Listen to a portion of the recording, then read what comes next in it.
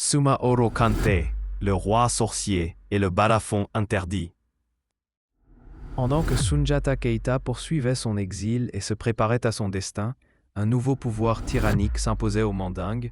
Sumaoro Kante, roi de Sosso, maître sorcier redouté, issu de la lignée des forgerons d'Iariso, par la puissance de son armée composée de forgerons et grâce à ses fétiches terrifiants, il avait conquis un à un les royaumes alentours, y compris le Ouagadou et le Diagan. À la cour de Sosso affluaient désormais les représentants des royaumes soumis. Le Mandingue, affaibli et sans son véritable héritier, dut plier. Dankaran Tuman, roi usurpateur, accepta de se soumettre à Sumaoro et, par peur, lui envoya sa sœur Nana Triban en otage.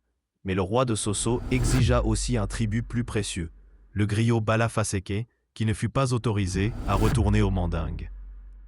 À Sosso, Sumaoro Kante vivait reclus au sommet d'une tour à 7 étages, au milieu de ses fétiches, dans un palais protégé par une triple enceinte. Craint de tous, il possédait une chambre secrète interdite, lieu de concentration de ses pouvoirs occultes.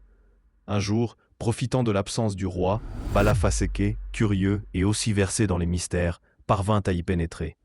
Ce qu'il découvrit dépassait l'imaginal, mur recouvert de peaux humaines. Trône fait d'une peau humaine, 9 têtes de rois formant un cercle autour d'une jarre où sommeillait un serpent monstrueux, hibou endormi sur un perchoir, armes aux formes étranges et surtout un immense balafon magique. Le griot, irrésistiblement attiré par l'instrument, se mit à en jouer. Aussitôt, les fétiches s'animèrent sous l'effet de sa musique. Les hiboux s'éveillèrent, les têtes de mort frémirent, le serpent sortit la tête. Le son du balafon, pur et envoûtant, semblait avoir réveillé l'âme des morts.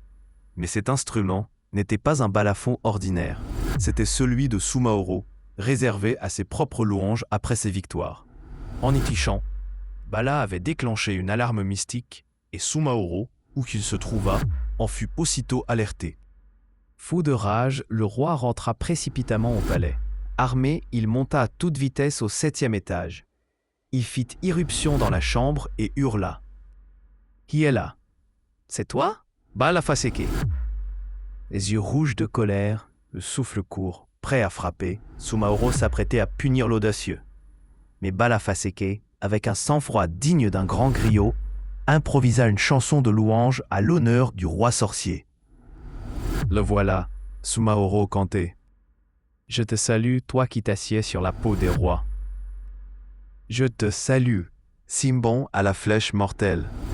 Je te salue, ô toi qui portes des habits de peau humaine. Ces paroles touchèrent l'ego du roi. Flatté, il se radoucit. La musique et les mots de Bala étaient d'une beauté rare. Il écouta, charmé, la suite. Je te salue, toi qui t'assieds sur la peau des rois. La colère de Sumaoro tomba. Comme tous les puissants, il était sensible à la parole douce et enjôleuse. Séduit par le talent du griot, il déclara « Qu'il est doux de s'entendre chanter par quelqu'un d'autre. Balafaseke, tu ne retourneras plus jamais au Manding, car tu es, à partir d'aujourd'hui, mon griot. » Ainsi, Balafaseke, qui appartenait à Sundiata par la volonté de son père Naremagan, fut arraché une nouvelle fois à son maître, cette fois par Sumaoro Kante lui-même. Ce geste, plus qu'un acte de puissance, était une provocation. Le roi de Sosso, en s'emparant du griot royal, marquait son mépris pour Sundiata. La guerre devenait inévitable. L'affront, lancé par Sumaoro Kante, allait réveiller le lion endormi en exil. Abonnez-vous et partagez cette vidéo pour soutenir la série et ne rien manquer des prochains épisodes.